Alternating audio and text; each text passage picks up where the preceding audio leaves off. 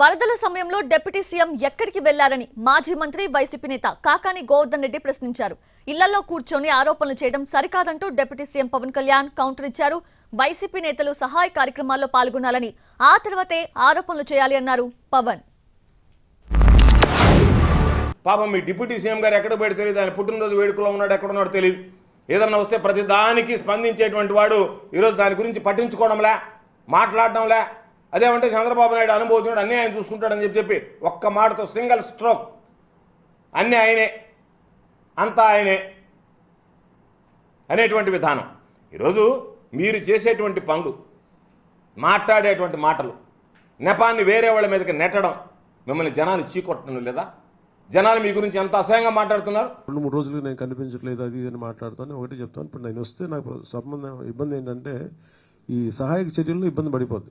ఒకసారి అందరిని మీద పడటం, దానివల్ల అధికార యంత్రాంగానికి కూడా ఒత్తిడి అవుద్ది. దానివల్ల నన్ను వాళ్ళు చెప్పడం వల్ల రాలేకపోయాను. అది నిన్న మీకు క్లియర్ కట్గా తెలియజేశాను. ఇంకా దీన్ని విమర్శించాలని ఎవరన్నా వైసీపీ నాయకులు అనుకుంటే భవిష్యత్తులో ఎప్పుడైనా సరే మీరు నాతో పాటు రావచ్చు, ఎక్కడికైనా సరే నాతో పాటు నా కాన్వాయ్లో తీసుకెళ్తాను, మిమ్మల్ని నాతో పాటు నడవండి. ఎలా ఉంటుందో మీకు అర్థం చేసుకున్నప్పుడు అప్పుడు మీరే సలహా ఇస్తారు. అందుకని దయచేసి దీన్ని ఒకసారి మీ దృష్టికి తీసుకొస్తారు. కానీ విమర్శించే వైసీపీ నాయకత్వానికి ఎవరికైనా సరే రాష్ట్ర ప్రభుత్వం చేస్తున్న ఈ చర్యల మీద ఎవరన్నా విమర్శించదలుచుకుంటే వాళ్ళందరికీ కూడా ఫస్ట్ మీరు సహాయం చేసి మాట్లాడండి.